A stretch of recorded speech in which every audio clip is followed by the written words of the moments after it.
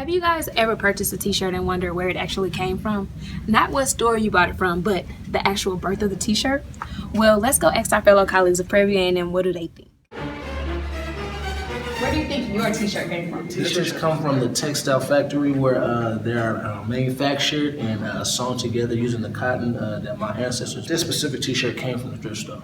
Pretty much probably Chinese people, their kids, child labor, somewhere not where it's not just applicable for a U.S. citizen to work. A cotton gin, which makes the cotton real smooth and nice. Therefore, it can be transferred into t-shirts. Okay, you read the book? This book. Travels of t-shirt. International trade. All of our colleagues were right in a sense, but there are many more components and players in the travels of your t-shirt. It is a misconception that the answer to this broad question can be found on the t-shirt's tag, but that tells only part of the story. What better t-shirt to use than the original shirt being described by the author Pietro Rivoli in her book, Travels of a T-Shirt in the Global Economy. The tag says made in China, but what it should read is made in China and Lubbock, Texas. And here's why.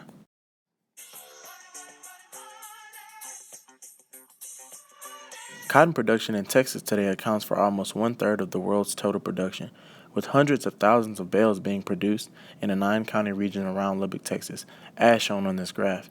These cotton fibers help to produce countless garments and other textile products that are used all across the world, including Dr. Rivoli's t-shirt. Hey, you. Yeah, you watching this video. I know you may be wondering, what's so special about Lubbock, Texas for it to be responsible for so much of the world's cotton?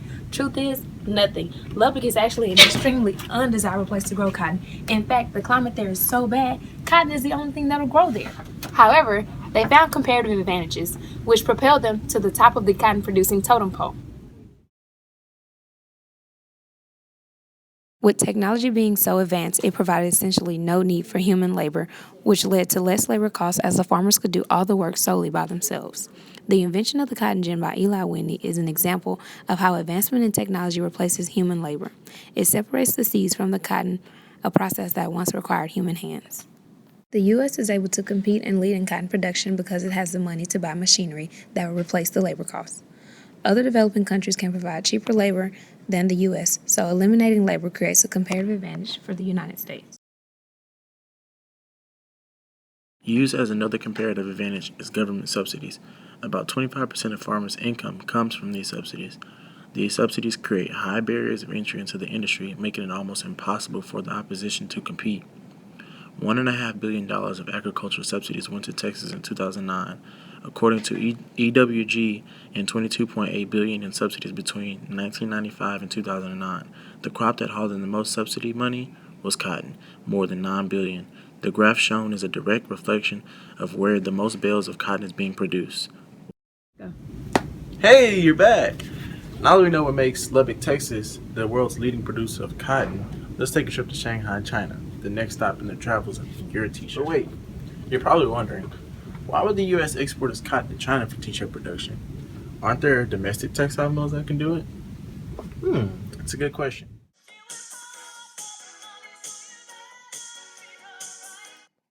This is true. The U.S. does have textile mills of its own that can produce t-shirts.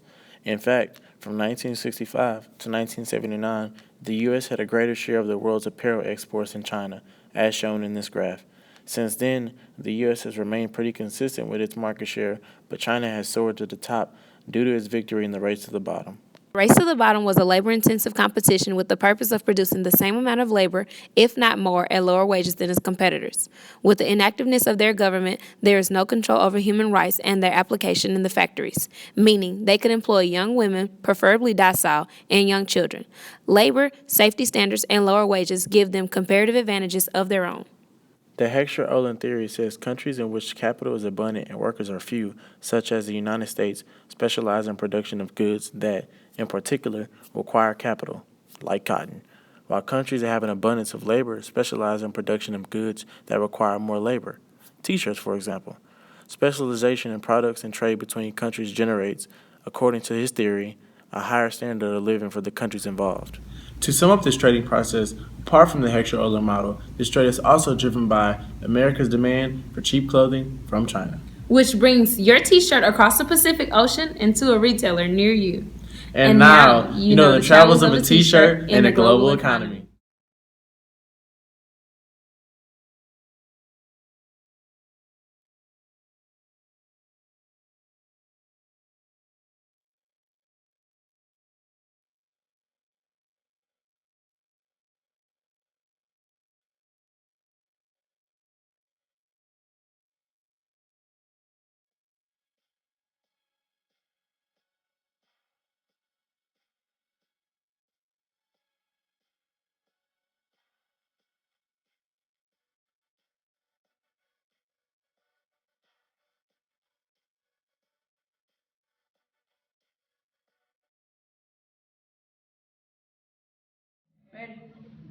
Ready? Like that or no? I thought you were standing up, bro. Get up. All The T-shirt factory. that's your phone. National treasure. Hey, you need to borrow this one. Oh wait, you're back. I'm tired.